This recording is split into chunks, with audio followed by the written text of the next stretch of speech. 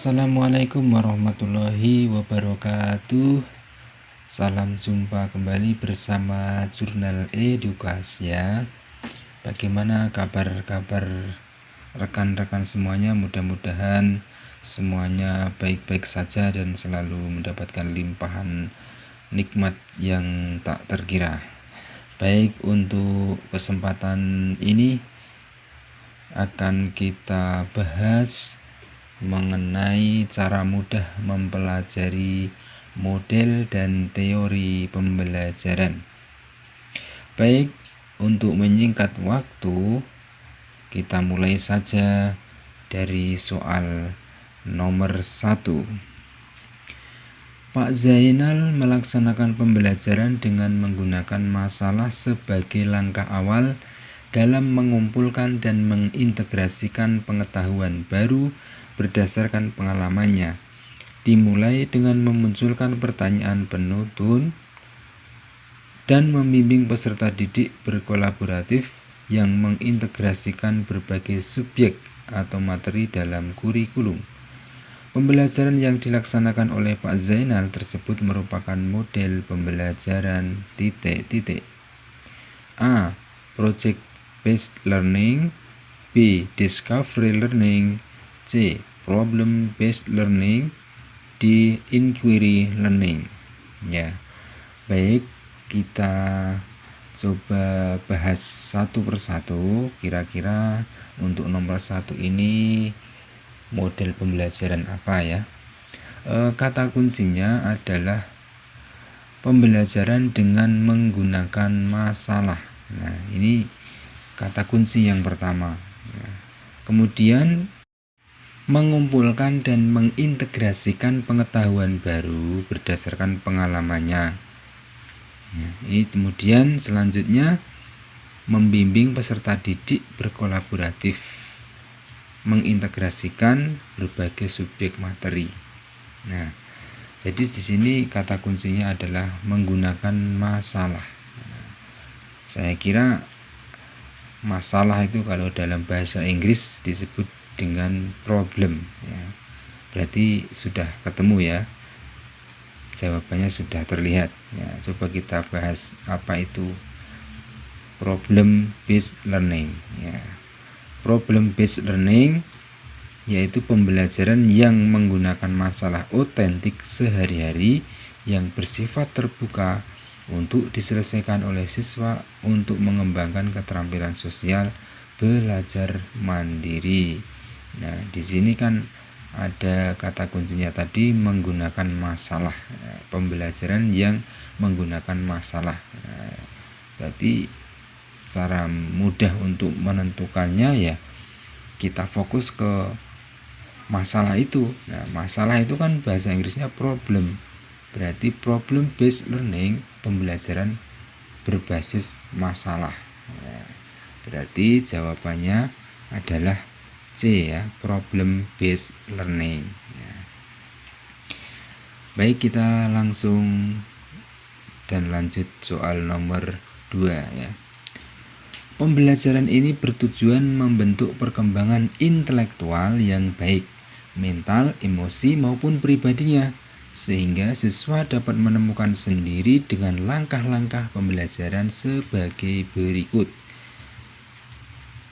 1. Orientasi, 2. Merumuskan masalah, 3. Merumuskan hipotesis, 4. Mengumpulkan data, 5. Menguji hipotesis, dan 6. Merumuskan kesimpulan.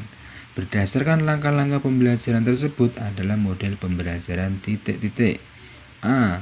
Project based learning, B. Inquiry learning, C.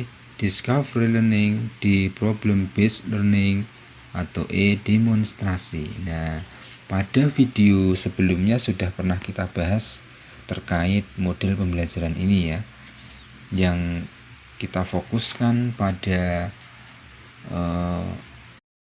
membuat pertanyaan dengan merumuskan masalah dan juga menguji hipotesis. Nah, di sini sudah terlihat ya jawabannya apa. Nah, jadi orientasi, merumuskan masalah, merumuskan hipotesis, mengumpulkan data, menguji hipotesis, dan merumuskan kesimpulan. Nah, jadi jawabannya adalah inquiry learning ya. Coba kita lihat inquiry learning itu apa? Kita ingat-ingat kembali.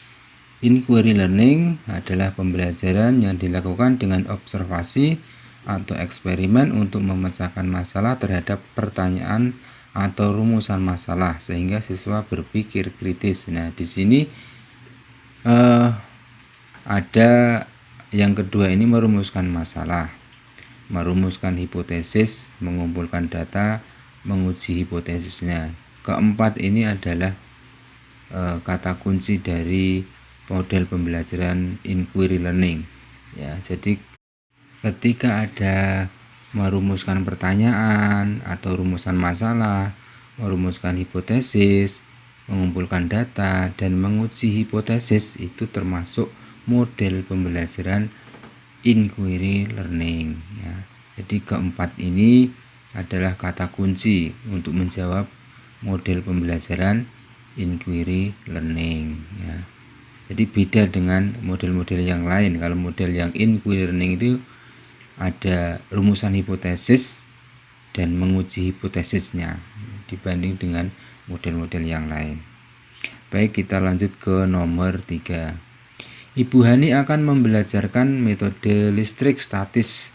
Beliau ingin mengemas pembelajaran seperti bermain sulap. Berbagai alat dan bahan sudah disiapkan, tetapi jumlahnya terbatas. Metode pembelajaran yang cocok untuk menerapkan kondisi tersebut adalah titik-titik ya. A. Inquiry, B. Discovery, C. Project based learning, D. Demonstrasi, atau E. Kooperatif. Nah, di sini Bu Hani akan memberikan pembelajaran dengan metode listrik statis, yaitu dengan mengemas pembelajaran itu seperti bermain sulap.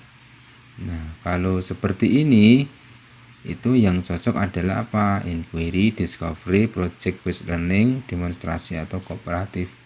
Nah, yang paling sesuai adalah metode demonstrasi karena memperagakan. Demonstrasi itu apa? Demonstrasi itu metode penyajian pelajaran dengan memperagakan dan mempertunjukkan kepada siswa tentang suatu proses, situasi, atau benda tertentu, baik sebenarnya atau hanya sekedar tiruan. Nah, di sini ada penyajian pelajaran dengan memperagakan dan mempertunjukkan. Nah, ada kata memperagakan dan mempertunjukkan. Nah, di sini kan Bu Hani akan mengemas dengan pembelajaran seperti bermain sulap. Nah, bermain sulap itu kan pertunjukan, sebuah pertunjukan dan sekaligus memperagakan. Nah, berarti ini yang cocok dan sesuai adalah metode demonstrasi dia. Kita lanjut nomor 4. Guru banyak menggunakan ceramah dalam kegiatan pembelajaran karena tidak tersedia media dan sumber belajar. Kondisi tersebut mengakibatkan prestasi belajar siswa rendah. Menghadapi situasi tersebut, bagaimana cara Anda menyelesaikannya? A. Saya memanfaatkan alam sekitar sekolah sebagai media dan sumber belajar untuk mengaktifkan kegiatan belajar siswa.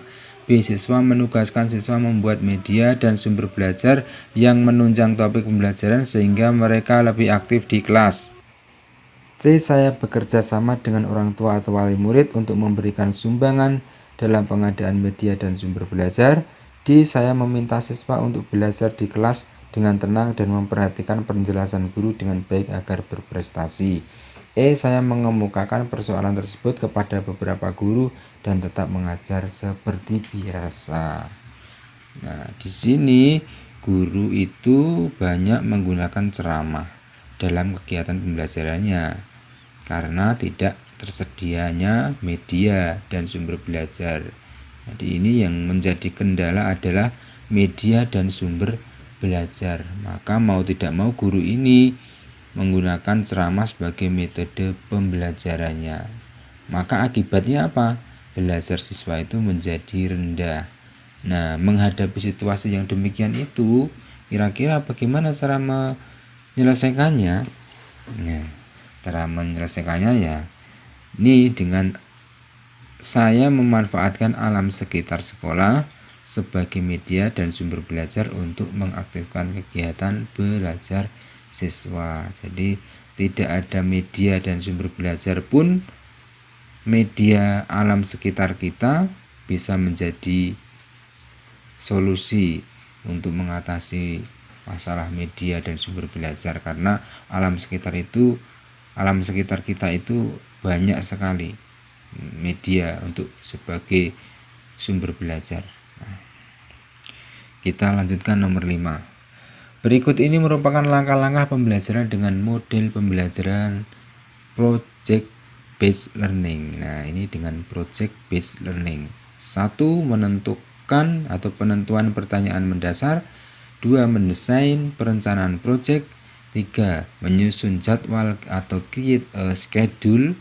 4. Memonitor peserta didik dan kemauan project atau monitor the student and the progress of the project.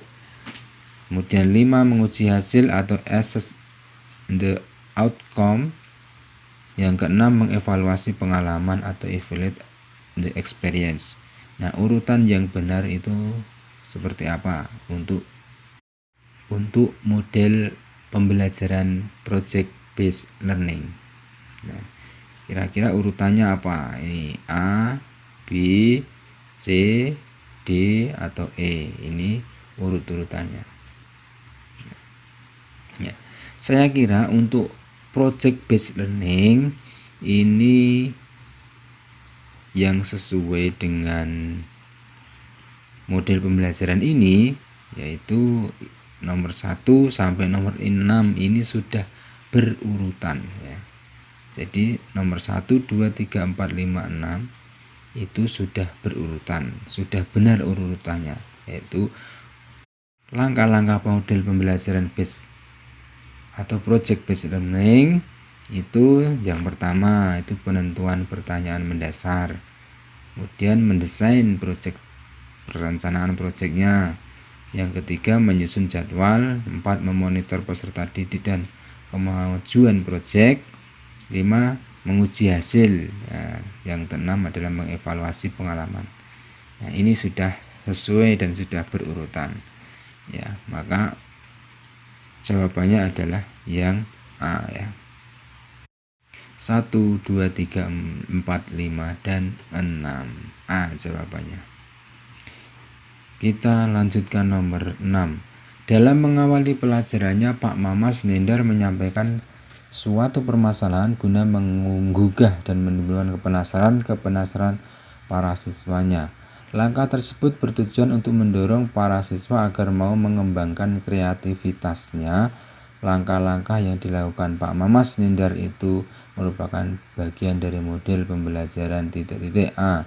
Portofolio, B. Scientific, C. Discovery learning, D. Authentic, atau E. Contextual teaching and learning. Nah, di sini Pak Mamas Nindar ini menyampaikan sebuah permasalahan guna mengunggah untuk mendorong agar para siswa itu mengembangkan kreativitasnya. Nah, kira-kira ini model apa ini? Ya, model discovery learning ya. Kenapa kok discovery learning? Ya, karena di sini ada mengembangkan kreativitas. Ya, ada kata kuncinya mengembangkan kreativitas dan menemukan konsep ya, makna yang berhubungan dengan kausal melalui perorganisasian pembelajaran. Nah, discovery learning itu kan pembelajaran menemukan konsep, makna, hubungan kausal melalui pengorganisasian pembelajaran yang dilakukan oleh peserta didik.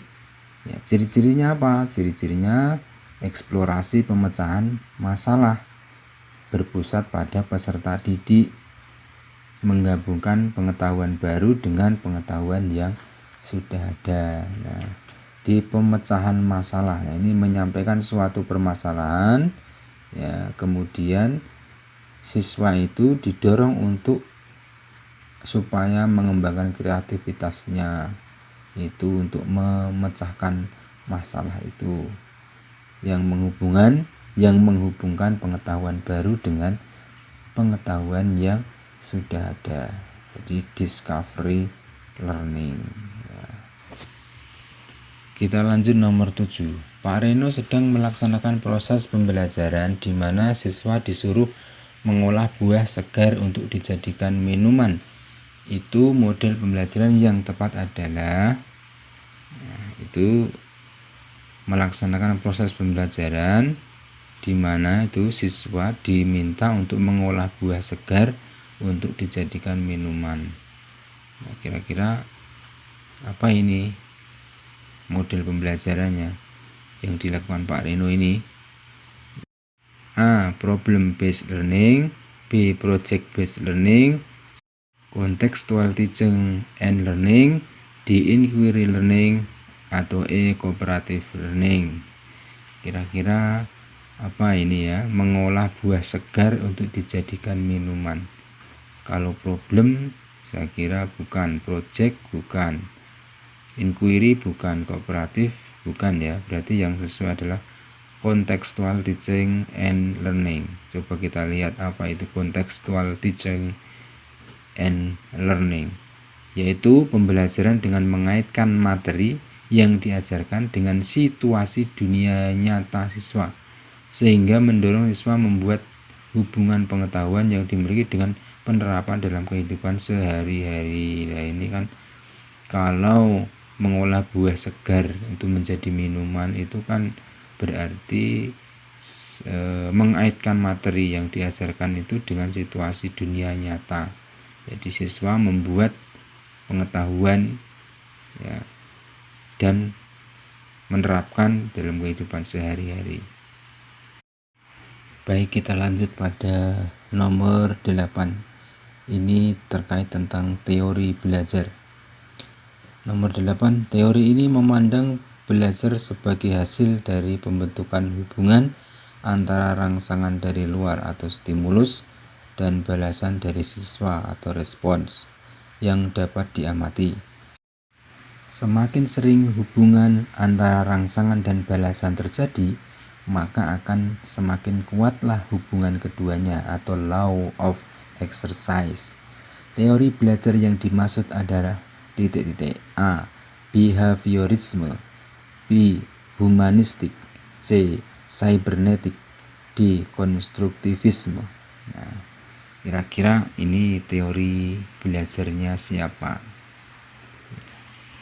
Nah, di sini kata kuncinya adalah hasil, belajar sebagai hasil. Nah, hasil apa? Dari pembentukan hubungan antara rangsangan dari luar dan balasan dari siswa yang dapat diamati.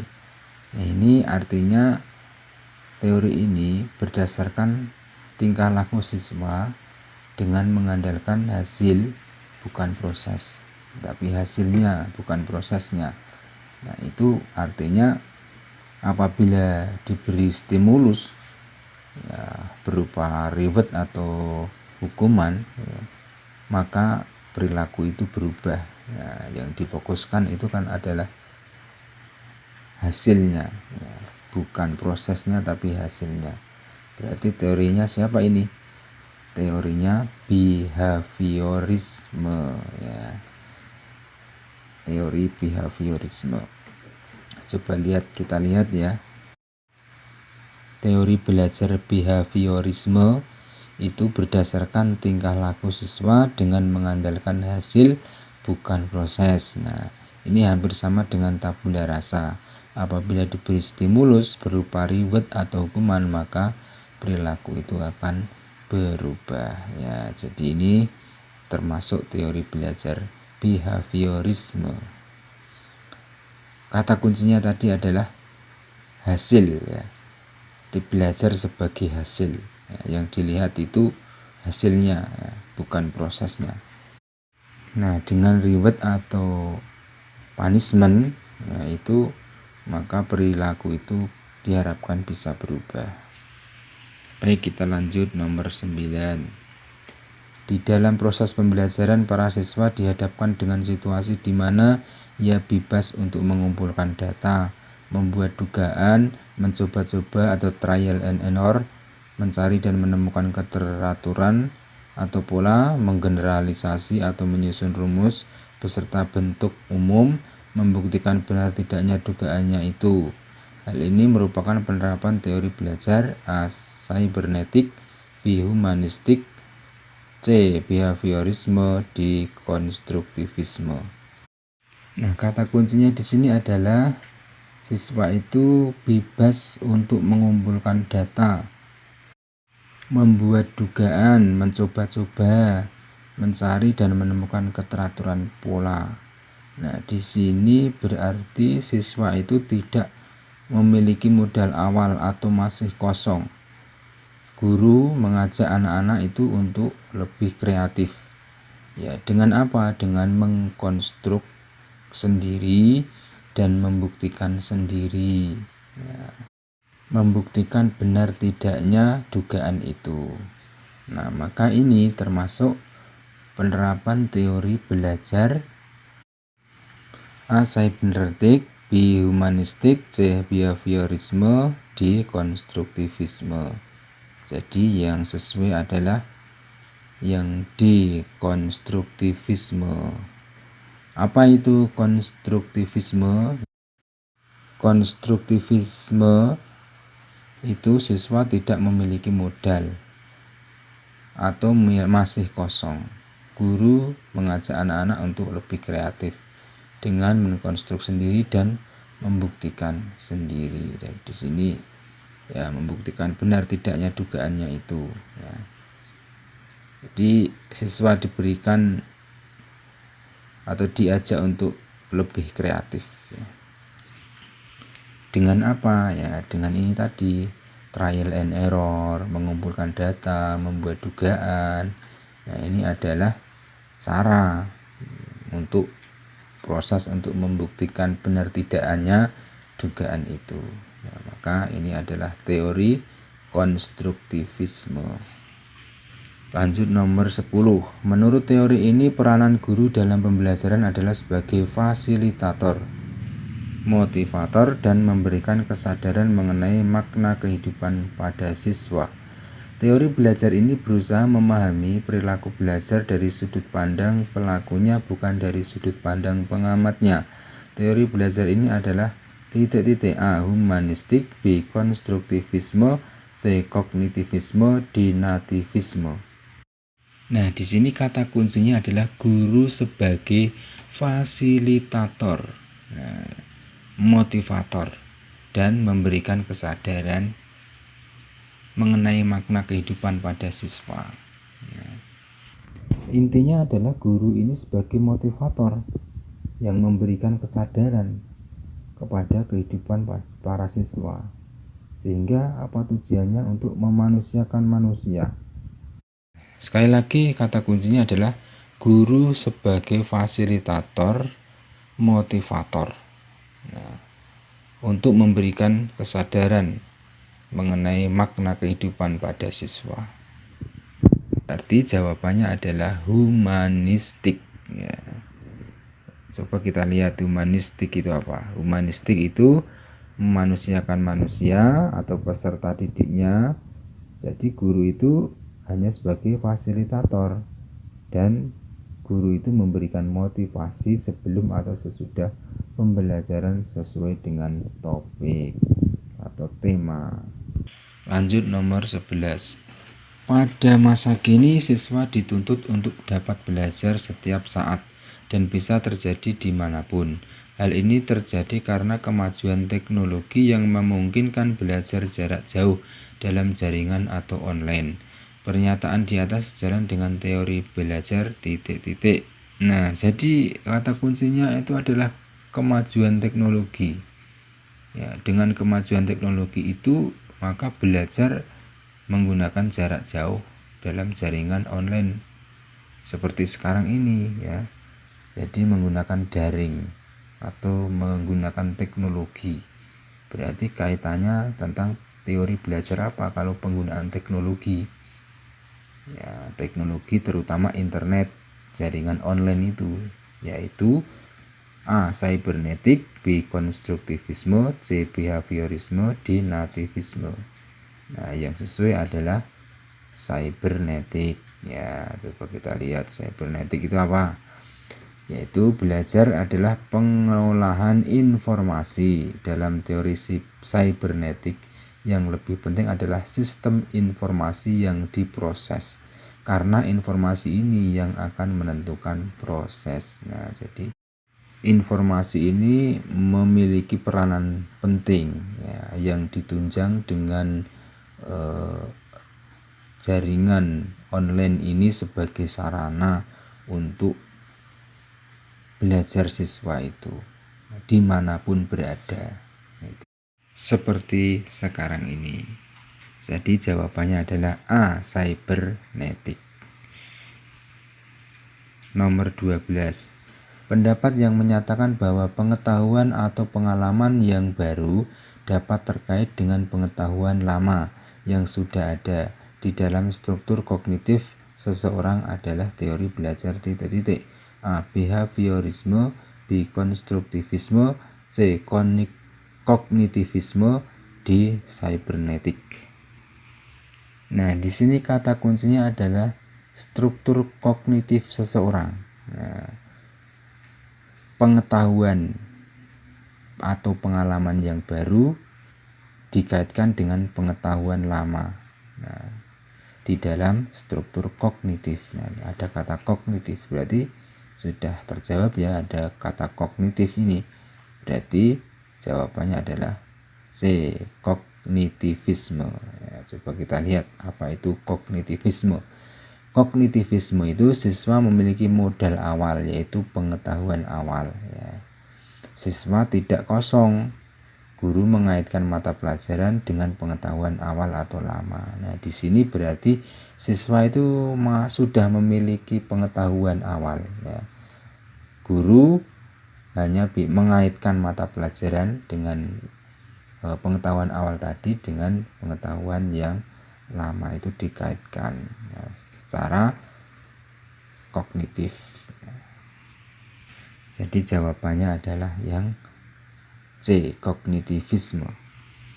Kita lanjut nomor 13. Guru seharusnya bersifat menyenangkan, mampu menunjukkan penerimaan terhadap siswanya, dan tidak menunjukkan ancaman atau bersifat menghakimi. Adanya ekspektasi yang konsisten mengendalikan perilaku siswa di kelas atau sekolah dengan menerapkan sistem pendisiplinan secara adil, lebih banyak memberikan penguatan perilaku atau reinforcement melalui pujian atau ganjaran atas segala perilaku positif siswa daripada pemberian hukuman atas perilaku negatif siswa. Berdasarkan uraian di atas sesuai dengan teori belajar titik-titik. A. Ausubel, B. Piaget, C. Edgar Dale, yang D. Gagner, yang E. Maslow. Di sini kata kuncinya, guru itu harus memiliki sifat menyenangkan dan mampu menunjukkan penerimaan terhadap seluruh siswanya, tidak memberikan ancaman atau bersifat menghakimi, dan lebih banyak memberikan penguatan perilaku atau melalui pujian atau ganjaran atas perilaku positif.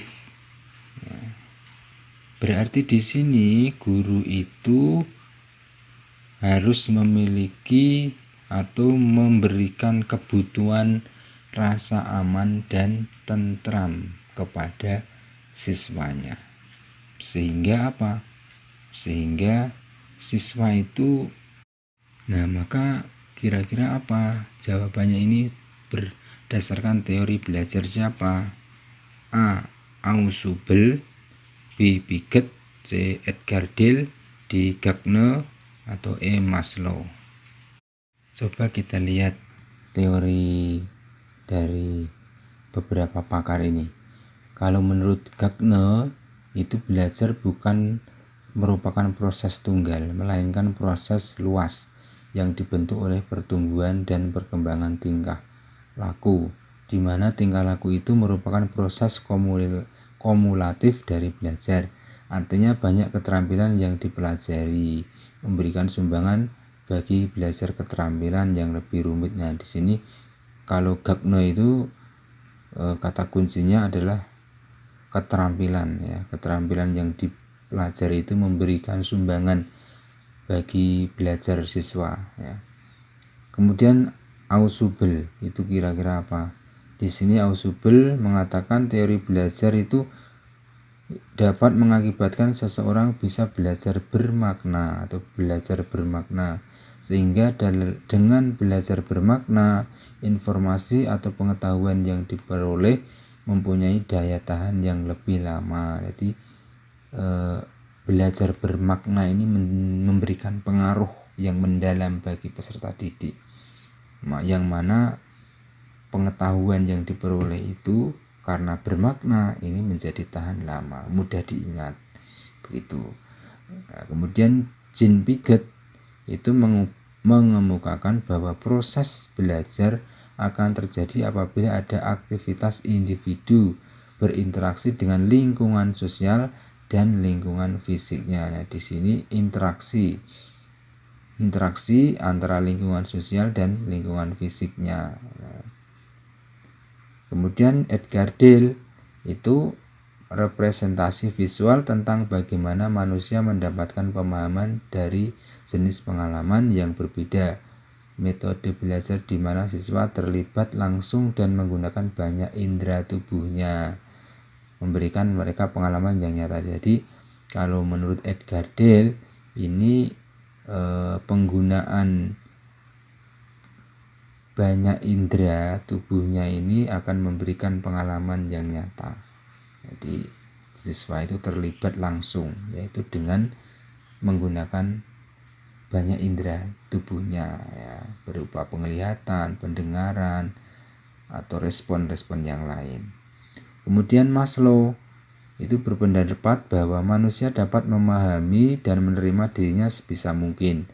Adapun 5 kebutuhan manusia disampaikan Maslow itu: 1 kebutuhan fisiologis, 2 kebutuhan aman dan tentram, 3 kebutuhan dicintai dan disayangi, 4 kebutuhan untuk dihargai, dan 5 kebutuhan meningkatkan aktualisasi diri. Nah, di sini tadi yang sesuai itu berarti adalah teorinya Maslow. Di sini ada kebutuhan aman dan tentram ya. Kebutuhan dicintai dan disayangi. Nah, di sini kan guru ini bersifat menyenangkan, mampu menunjukkan penerimaan terhadap siswanya, ya, dan tidak menunjukkan ancaman atau bersifat menghakimi. Dan sifatnya adalah guru ini memberikan rasa aman, rasa tentram kepada muridnya.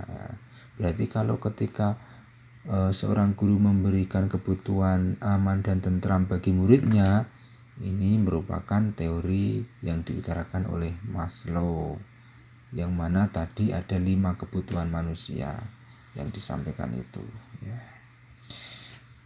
Baik sobat semuanya, saya kira demikian untuk ulasan terkait tentang model pembelajaran dan teori belajar. Mudah-mudahan ulasan yang singkat ini bisa memberikan manfaat bagi kita semuanya, apalagi yang akan menghadapi tes tahap kedua untuk pelaksanaan P3K. Saya yakin teori belajar dan model pembelajaran ini pasti akan keluar. Mudah-mudahan bermanfaat. Terima kasih. Wassalamualaikum warahmatullahi wabarakatuh.